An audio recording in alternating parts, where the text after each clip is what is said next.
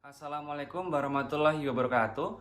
Perkenalkan, nama saya Rina Diansyah dari program studi Ilmu Komunikasi kelas A Fakultas Ilmu Sosial dan Humaniora Universitas Islam Negeri Sunan Kalijaga, Yogyakarta.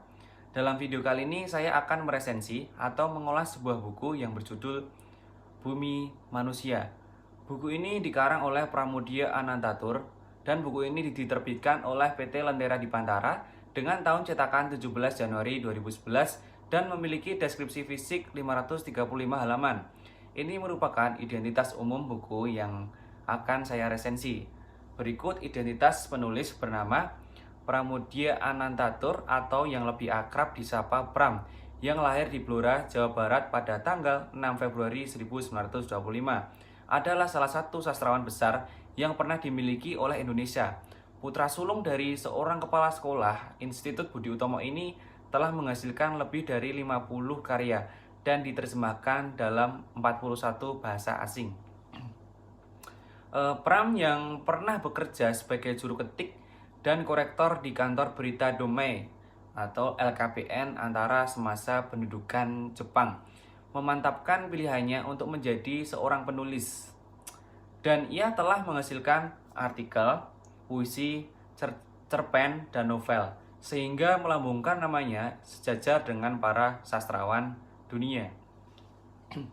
Nah, yang selanjutnya, untuk karya Pram yang penuh dengan kritik sosial, membuatnya sering keluar masuk penjara. Pram pernah ditahan selama 3 tahun pada masa kolonial dan 1 tahun pada masa Orde Lama. Kemudian selama Orde Baru, ia ditahan selama 14 tahun sebagai tahanan politik tanpa proses pengadilan. Pada masa kemerdekaan Indonesia, ia mengikuti kelompok militer di Jawa dan seringkali ditempatkan di Jakarta di akhir Perang Kemerdekaan. Ia menulis cerpen dan buku sepanjang karir militernya dan di penjara Belanda di Jakarta pada 1948 dan 1949. Pada 1950-an, ia kemudian tinggal di Belanda sebagai bagian program pertukaran budaya. Dan saat kembali, ia menjadi anggota Lekra atau organisasi sayap kiri di Indonesia.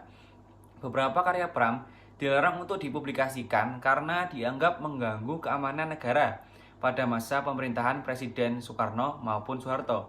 Misalnya pada tahun 1960-an, ia ditahan pemerintahan Soeharto karena pandangan pro-komunis Tiongkoknya. Bukunya yang berjudul Hoa Kiao di Indonesia dicabut dari peredaran dan ia ditahan tanpa pengadilan di Nusa Kambangan, dilepas pantai Jawa, dan akhirnya di Pulau Buru di kawasan timur Indonesia. Meskipun demikian, Pram mendapatkan banyak penghargaan dari lembaga-lembaga di luar negeri. Potret kehidupan Pram yang dibenci di negeri sendiri tetapi dihargai dunia membuatnya tetap optimis dan tidak pernah berhenti untuk berkarya. Ketika Pramudia mendapatkan Ramon Magsaysay Award pada 1995, diberitakan sebanyak 26 tokoh sastra Indonesia menulis surat protes ke Yayasan Ramon Magsaysay.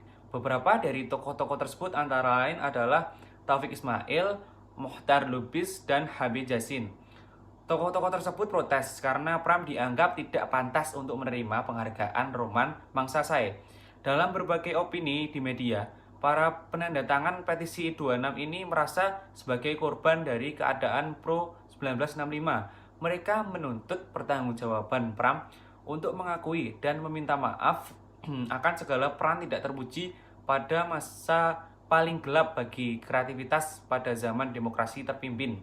Semenjak Orde Baru, Pram memang tidak pernah mendapat kebebasan menyuarakan suaranya sendiri dan telah beberapa kali dirinya diserang dan dikeroyok secara terbuka di koran. Sampai akhir hayatnya, ia aktif menulis walaupun kesehatannya yang telah menurun akibat usianya yang lanjut dan kegemarannya merokok. Tepatnya pada 27 April 2006, kesehatan Pram sangat memburuk dan dia didiagnosis menderita radang paru-paru, penyakit yang selama ini tidak pernah dijangkitnya. Ditambah komplikasi ginjal, jantung, dan diabetes. Upaya keluarga untuk merujuknya ke rumah sakit tidak membawa banyak hasil. Malah kondisinya itu semakin memburuk dan akhirnya meninggal pada 30 April 2006 di Jakarta.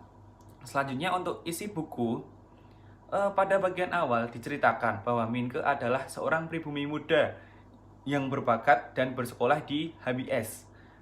Minke juga banyak bergaul dengan teman-temannya yang kebanyakan adalah anak totok Belanda atau Eropa dan campuran totok dengan pribumi atau Indonesia.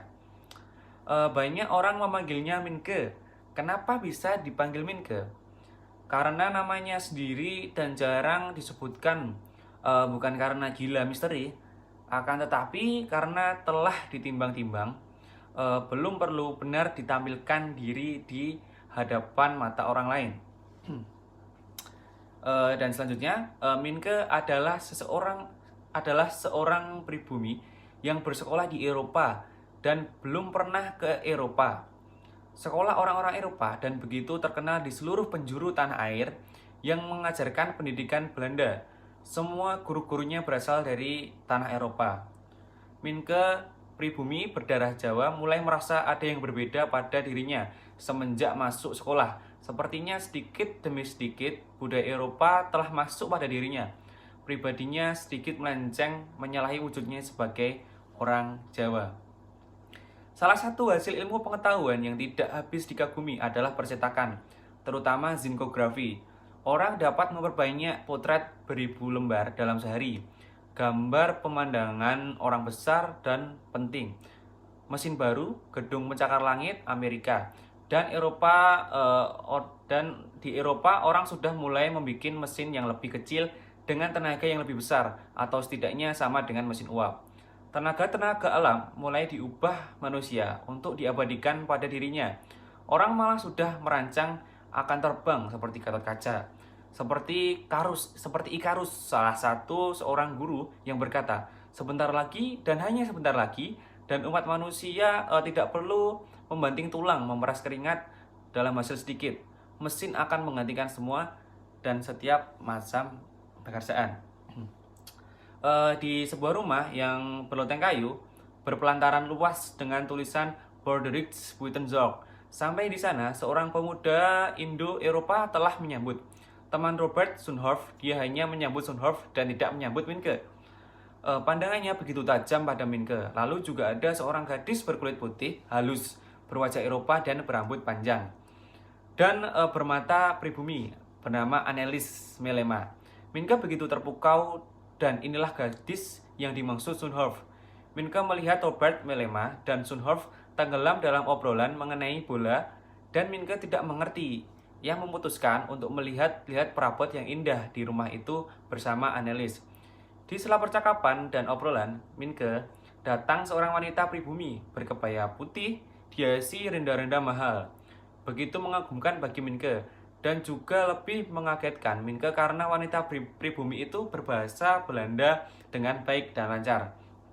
Annelies memperkenalkan Minke pada mamanya yang akrab disapa dengan Nyai Ontosoro. Nyai Ontosoro adalah perempuan pribumi yang seorang pembesar Belanda untuk menjadi nyai pada usianya 13 tahun. Pada masa kolonial Belanda, berarti gundik atau simpanan orang Eropa. Tidak dinikahi secara resmi, tapi tinggal serumah. Bahkan melahirkan anak berdarah campuran. Minke memasuki keluarga Melena itu. Bahkan Nyai meminta untuk tinggal di rumahnya. Dan Minke jatuh cinta dengan Annelies. Setelah pulang dari kediaman Melena, Minke jadi terbayang-bayang oleh Annelies. Tetapi sejak itu banyak hal yang menantang Minke. Tantangannya datang dari keluarga sendiri yang tidak terima Minke tinggal di kediaman Nyai yang berarti gundik, seorang tuan Belanda. Tantangan kedua datang dari pihak sekolah yang memperhentikan Minke karena alasan moral. Dalam buku Bumi Manusia ada kutipan, "Kau terpelajar, cobalah untuk bersetia pada kata hati." Setelah berbagai tantangan yang dihadapi, Minke kembali bersekolah. Dan dia akhirnya juga menikah dengan Annelies dan menikah secara Islam. Dan untuk bahasa dalam buku ini sendiri, untuk memahami isi ini perlu tunjang dengan pengetahuan bahasa yang luas. Karena banyak bahasa sastra yang baru saya jumpai atau saya pahami di buku ini.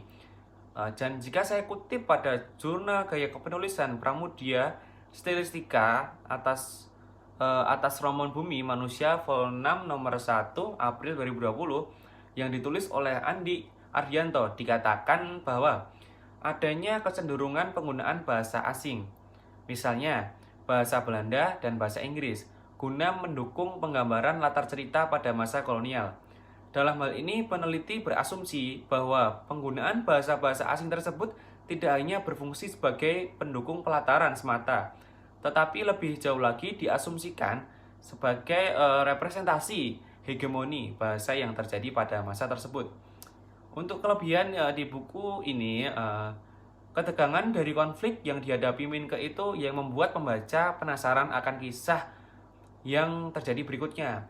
Latar belakang zaman penjajahan Belanda juga membuat pembaca diajak untuk membayangkan keadaan pada saat itu yang membuat cerita novel ini semakin menarik. Untuk kekurangan dari buku ini, bahasa itu cenderung memiliki makna yang relatif susah dipahami. Jadi mungkin buku ini tidak cocok dibaca untuk anak-anak. Sekian resensi buku Bumi Manusia dari saya, Renaldi Fatiansyah.